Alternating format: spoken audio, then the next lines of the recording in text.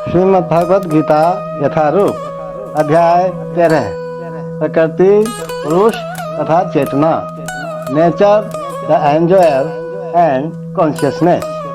श्लोक 21।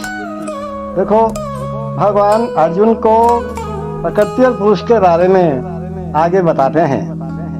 कार्य कारण कर्तृत्व हेतु प्रकृति उच्यते पुरुष है सुख दुखानां भोक्तृत्व हेतु उच्यते।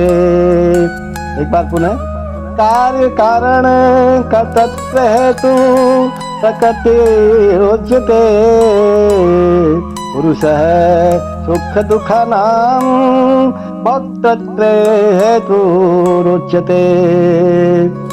भगवान कहते हैं अर्जुन को, प्रकृति समस्त भौतिक कारणों तथा कार्यों यानी परिणामों की हेतु कही जाती है और जीव यानी पुरुष इस संसार में विविध सुख दुख के भोग का कारण कहा जाता है। देखो, जीवों में शरीर तथा इंद्रियों की विभिन्न अभिव्यक्तियां प्रकृति के कारण हैं। कुल मिलाकर 84 लाख भिन्न भिन्न योनियां हैं और ये सब प्रकृति जन्य हैं। जीव के विभिन्न इंद्रिय सुखों से ये योनियां मिलती हैं, जो इस प्रकार इस शरीर या उस शरीर में रहने की इच्छा करता है। जब उसे विभिन्न शरीर प्राप्त होते हैं तो वह विभिन्न प्रकार के सुख तथा दुख भोगता है। उसके भौतिक सुख दुख उसके शरीर के कारण ही होते हैं, स्वयं उसके कारण नहीं होते हैं। उसकी मूल अवस्था में भोग में कोई संदेह नहीं रहता, अतएव वही उसकी वास्तविक स्थिति है। वह प्रकृति पर प्रभुत्व जताने के लिए भौतिक जगत में आता है। वैकुंठ लोक में ऐसी कोई वस्तु नहीं होती है। वैकुंठ लोक शुद्ध है, किंतु भौतिक जगत में प्रत्येक व्यक्ति विभिन्न प्रकार के शरीर सुखों को प्राप्त करने के लिए कठिन संघर्ष में रत रहता है, लगा रहता है। ये कहने से बात स्पष्ट हो जाएगी कि ये शरीर इंद्रियों का कार्य है, इंद्रियां इच्छाओं की पूर्ति का साधन है और ये शरीर तथा हेतु रूप इंद्रियां प्रकृति द्वारा ही प्रदत्त हैं, प्रकृति द्वारा ही मिलती हैं।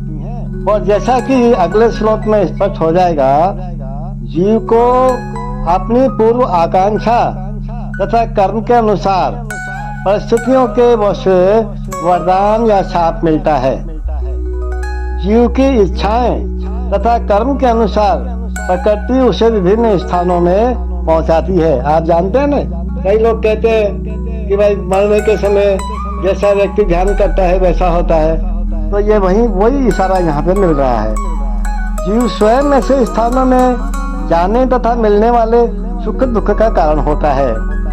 एक प्रकार का शरीर प्राप्त हो जाने पर वह प्रकृति के वश में हो जाता है, क्योंकि शरीर पदार्थ होने के कारण प्रकृति के नियमानुसार कार्य करता है और उस समय शरीर में ऐसी शक्ति नहीं कि वह उस नियम को बदल सके। अब देखो, मान लो कि जीव को कुत्ते का शरीर प्राप्त हो गया।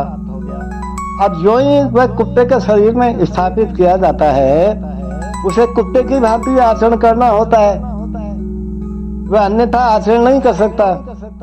यदि जीव को सूकर का शरीर प्राप्त होता है तो वह मल खाने या सूकर की भांति रहने के लिए बाध्य है। इसी प्रकार यदि जीव को देवता का शरीर प्राप्त हो जाता है तो उसे अपने शरीर के अनुसार कार्य करना होता है और यही प्रकृति का नियम है। लेकिन समस्त परिस्थितियों में परमात्मा तो जीव के साथ ही रहता है। Nature is said to be the cause of all material causes and effects, whereas the living entity is the cause of the various sufferings and enjoyments in this world.